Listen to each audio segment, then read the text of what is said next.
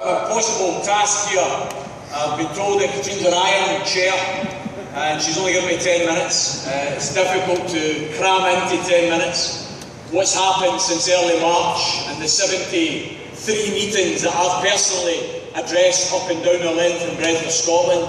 The emergence of over 80 local anti-bedroom tax campaigns, the building of an anti-bedroom tax federation, the affiliations to that federation from Glasgow City Unison, Edinburgh City Unison, Glasgow Trades Council, Aberdeen Trades Council, Edinburgh Trades Council. We have a federation that has been built genuinely from the grassroots up and has put demands on the official movement, so much so that the Scottish Trade Union Congress today in Edinburgh has convened a conference, an anti-bedroom tax conference, to try and bring together the emerging community campaign with the trade union movement, committed brothers and sisters to solidarity with every single bedroom tax victim in Scotland, because the point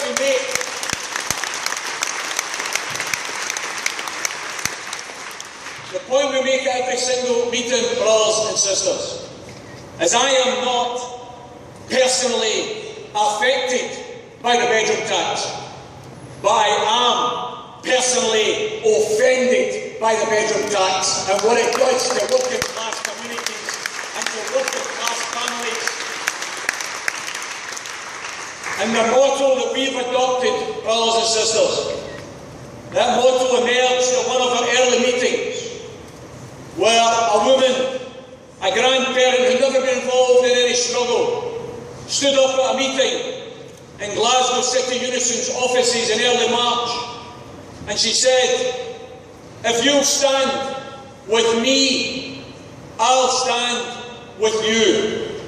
That's our motto, because what we're saying to every single council, to every single housing association, they all tell us they're opposed to the bedroom tax. There are echoes in that of 24 years ago. All the councils, all the politicians said they were opposed to the poll tax, but it didn't prevent them sending out the sheriff officers in Scotland and the bailiffs in England to try and evict families and to try and collect poll tax from the poor. We're saying to the councils and to the housing associations of Scotland, 183 of them, if you try to evict any single family for the crime of being poor, we will build walls of human solidarity and we will prevent evictions from taking place.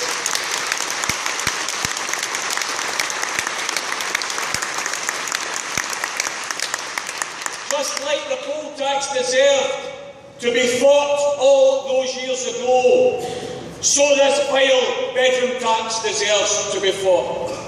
Brothers and sisters, you won't be aware of Amanda and Peter Patworth from Inverness. I visited Inverness last Saturday, and Amanda suffers from severe multiple sclerosis. Amanda is confined to a wheelchair. Her husband, Peter, gave up his full-time job to care full-time for his wife. That's what you do when you love someone. But in doing that, of course, he saves the state tens of thousands of pounds in care costs because he's became her full-time carer. Amanda finds it very difficult to sleep at night. She has a special air pressurised bed provided by the hospital. She has to take drugs and injections. She has spasms in her legs, which means that Peter has to sleep in a separate bedroom. Brothers and sisters, Inverness Council have sent a demand to Amanda and Peter Patworth, looking for an extra £68 a month from them, from the benefit, to pay the bedroom tax. £68 a month from a family that are already on the breadline. Peter went to the papers and said he'd rather go to prison than pay the bedroom tax. Well, brothers and sisters, they won't face prison. That's not one of the sanctions that are available to the authorities. But if they can't pay their bedroom tax, they could face eviction. It's families like that that we are going to be defending. Inverness Council did a survey of all those affected with the bedroom tax. 2,000 families. They then did a survey of all the available homes, smaller homes they have available. 164. So even if they wanted to avoid the bedroom tax, it wouldn't be possible. You don't know Andrew McIntyre from Glasgow, an amputee, lost one of his legs, confined to a wheelchair, lived in a two-bedroom flat in Glasgow with his elderly mother, 78 years of age. She's recently been taken into care because of Alzheimer's disease. Andrew got a double whammy. He lost his mother to Alzheimer's disease and then received a bill from the local housing association in Glasgow for £60 a month extra because he now is under-occupying one of his rooms.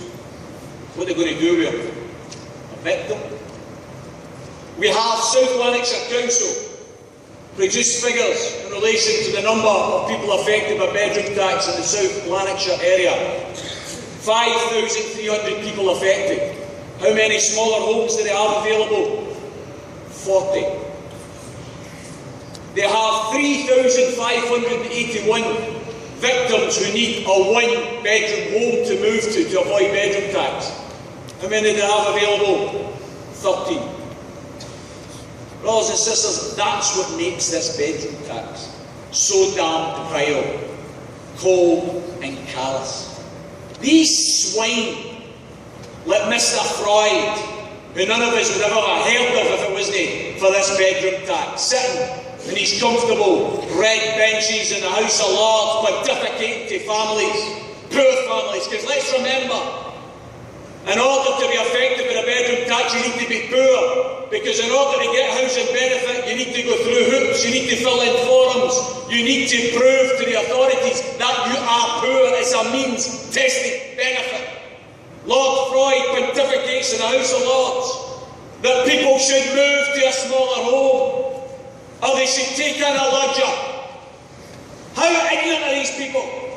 Don't they know, first and foremost, if you took in a lodger, it would affect your tenancy agreement? Don't they know if you took in a lodger, it would affect your benefit entitlement? And don't they know you would be off your head in this day and age to take in a stranger to your house when you've got kids in it? They don't care, is the reality.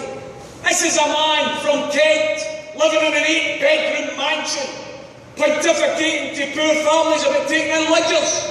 Well, maybe it's alright for him to take in a lodger. But if you're living in a council or a housing association house, where you can hardly swing a cat, then it's not an option to take in a lodger. Of course, that's not all when it comes to Mr. Freud. When he moves to London, when he goes to the House of Lords, he stays in another wee gaff. They call it a townhouse. £1.9 million worth that we pay for. Taxpayers subsidised wee townhouse, 4-bedroom mansion, and these people are pontificating about how the poor should live their lives, how many bedrooms they should have.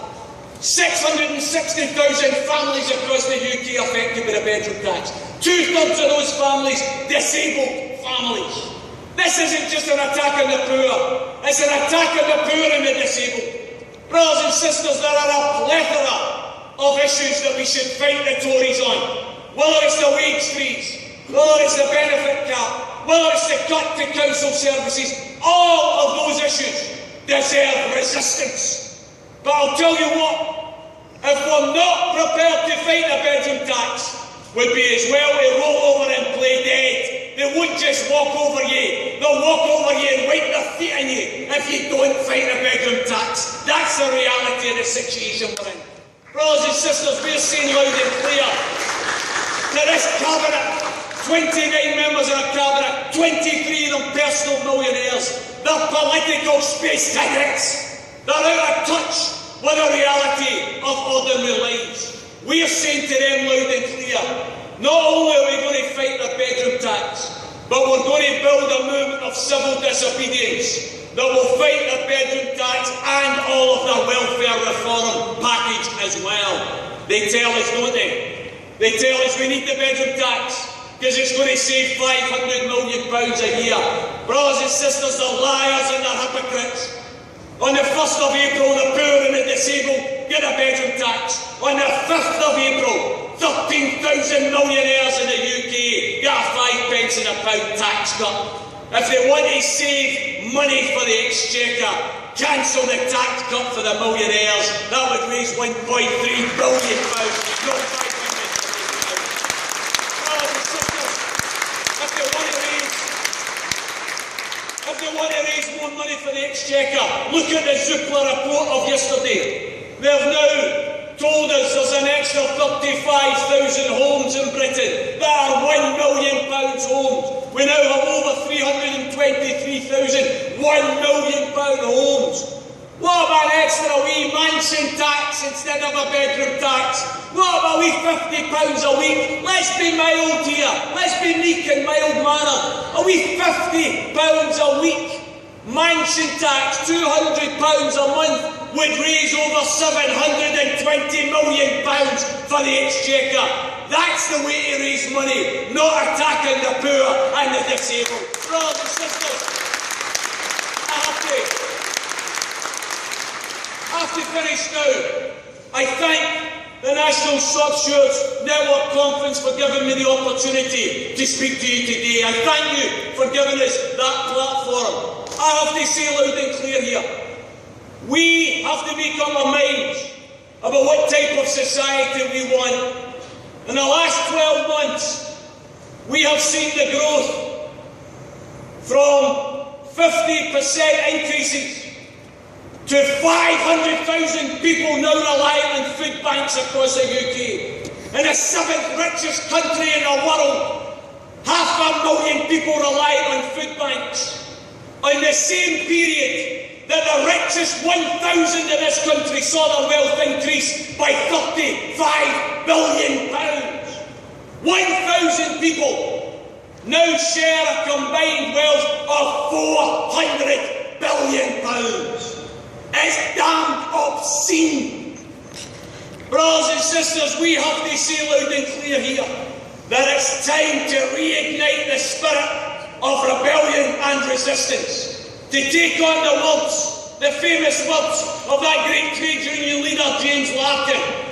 The powerful only appear powerful because we're on our knees. Let's get up off our knees. Let's arise. Thanks very much.